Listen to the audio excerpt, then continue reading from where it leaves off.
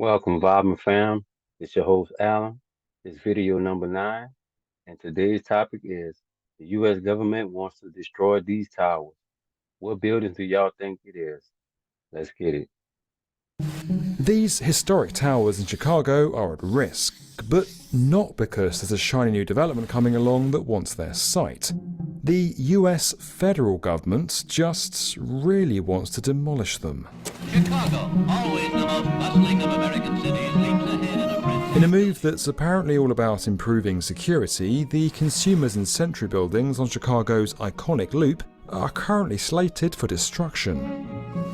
But as an important part of the city's architectural history, many are fighting hard to keep them standing.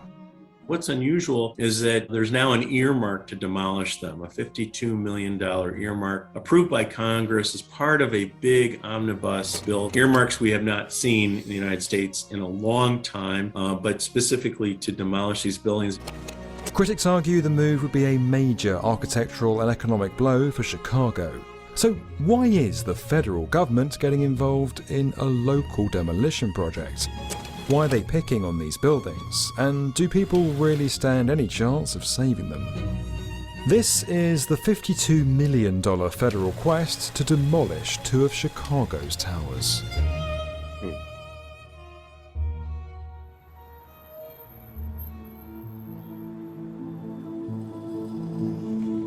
To really get your head around why the US government wants to demolish these buildings and why that's so contentious, you need to understand where they came from.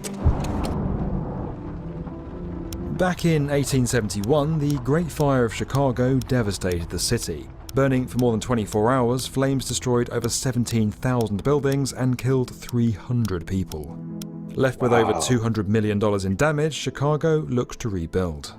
In the wake of the destruction, a group of architects came together and began experimenting with unique designs that could protect buildings from future fires and help jumpstart the economy. Enter the Home Insurance Building. Designed by William LeBaron Jenney and built in 1885, it's known today as the world's first skyscraper. Its 10-story steel frame was incredibly innovative at the time. Before that, buildings used iron frames with thick masonry walls as their support.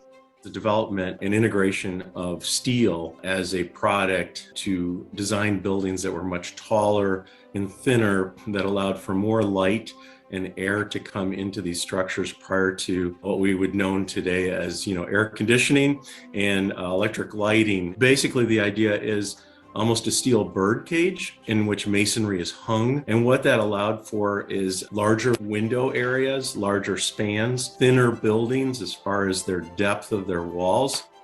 The style soon became known as the Chicago School of Architecture. And those innovations still continue today in our skyscrapers and our superstructures, buildings over 80 floors, sometimes way over 100 floors that you see around the world. That technology developed in Chicago and continued to develop even in the superstructures like the Sears Tower, now the Willis Tower, and the John Hancock Building of the late 1960s and early 1970s. By the mid-1910s, the style was recognizable around the city, and two new additions joined the club: the Century and Consumers buildings. Standing at 16 and 22 stories tall respectively, the pair were then part of the city's State Street retail district. Tenants included small businesses, offices, and showrooms.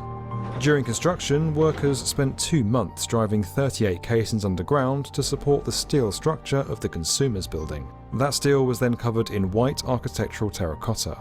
As for the Century building, it was known for being the strongest reinforced concrete tower in the world at that time. It was also recognised for its distinctive vertical expressions along with a uniquely designed facade ornament. But the two towers would be the last of this particular innovative style in Chicago. World War I broke out soon after, and by the time it ended, the nation had dramatically transformed, along with its architectural fashions.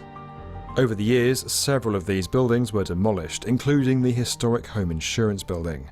Now, the Century and Consumers buildings face a similar fate. For decades, the pair have sat near a group of federal buildings, including a courthouse, and they used to house a number of businesses and offices. But after the September 11 attacks, along with the threat of a truck bomb to the courthouse, Security fears around the area increased, and the federal government acquired the two buildings along with the surrounding block, and both towers were cleared of any remaining tenants. Initially, there were plans to expand federal offices into the two structures, but that never happened. There was just never the funding for these structures to become federal offices, and by the time the funding came around, they claimed they didn't have the need for these offices. Further ideas to create apartments were also squashed, so with no plans for renovation ever moving forward, the government spent millions of dollars maintaining the properties while they sat empty and deteriorating. But everything changed in 2022 when the US government set aside $52 million to demolish them in a federal appropriations bill. So why the sudden shift in course?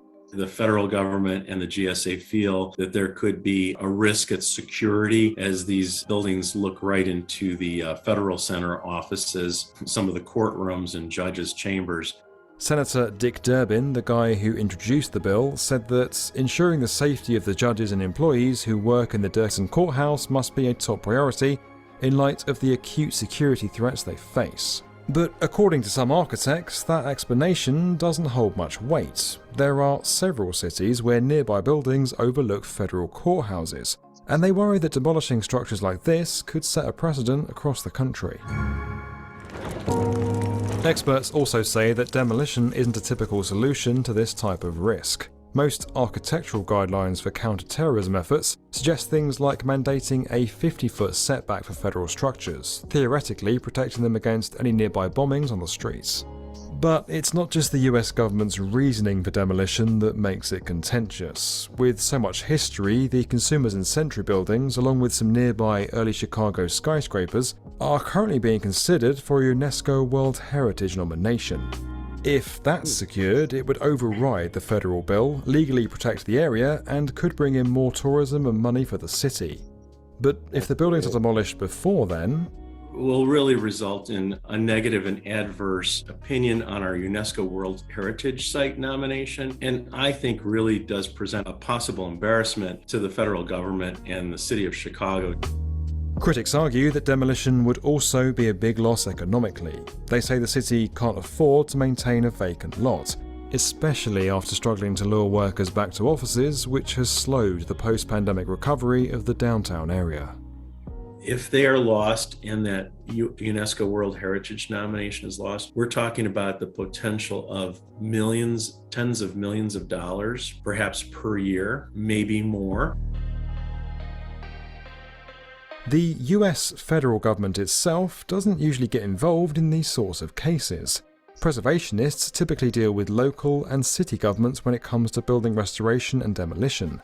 And in Chicago, they've usually been able to come together and make plans where both parties are happy.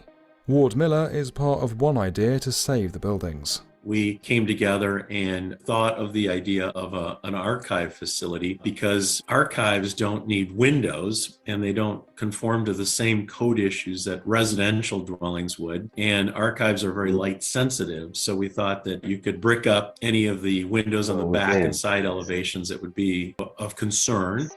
Tom Hanks might not be a huge fan of that idea. Despite the push for architectural preservation, some have been critical of that stance. While there are many buildings around the world threatened by demolition, scholars believe saving some can actually slow down economic growth in certain areas. For now at least, the federal government's plan is to proceed with the building's removal and then keep a vacant lot. Though it may truly improve security, in a city that prides itself on architectural history, such a move would mark another loss for its iconic design style.